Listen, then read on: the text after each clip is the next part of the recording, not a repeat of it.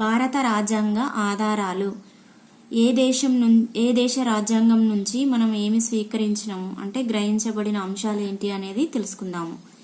Britain రాజ్యాంగం నుంచి parliamentary విధానము, సమన్యాయ పాలన, ఏకపౌరసత్వము, శాసన నిర్మాణ ప్రక్రియ, క్యాబినెట్ పాలన, కాగ్, అటార్నీ జనరల్, రిట్లు జారీ చేయ విధానము, స్పీకర్, డిప్యూటీ స్పీకర్ వీటన్నిటిని బ్రిటన్ రాజ్యాంగం నుంచి గ్రహించబడినాయి.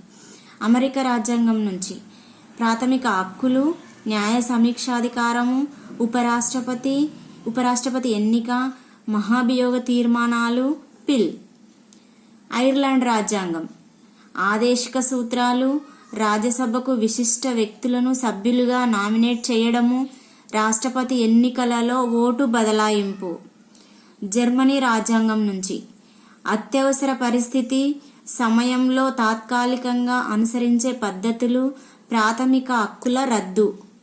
రష్యా రాజ్యాంగం నుంచి ప్రాథమిక విధులు, సామాజిక, ఆర్థిక, రాజకీయ న్యాయము, ప్రణాళికలు.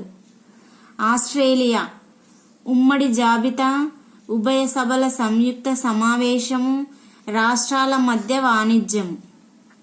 దక్షిణాఫ్రికా రాజ్యాంగం నుండి రాజ్యాంగ సవరణ విధానము, రాజ్యసభ సభ్యుల ఎన్నిక. ఫ్రాన్స్ రాజ్యాంగం నుంచి గణతంత్ర వ్యవస్థ, స్వేచ్ఛ, సమానత్వం, సౌభ్రాతృత్వం. కెనడా రాజ్యాంగం కేంద్రానికి అవశిష్ట అధికారాలు, రాష్ట్రపతికి సుప్రీంకోర్టు సలహా, గవర్నర్ నియామకం. జపాన్ రాజ్యాంగం స్వేచ్ఛలకు రక్షణ, 21వ ప్రకరణ, చట్టం నిర్ధారించిన పద్ధతి.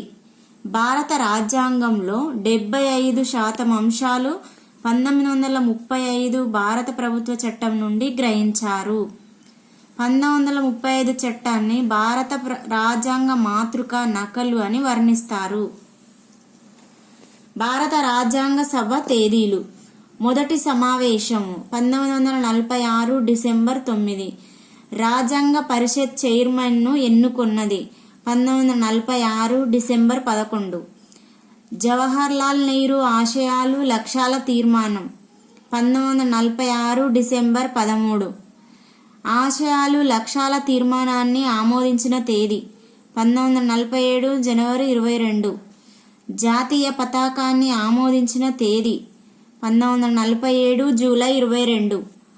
ముసాయిదా కమిటీ ఏర్పడిన తేదీ 1947 ఆగస్టు 29.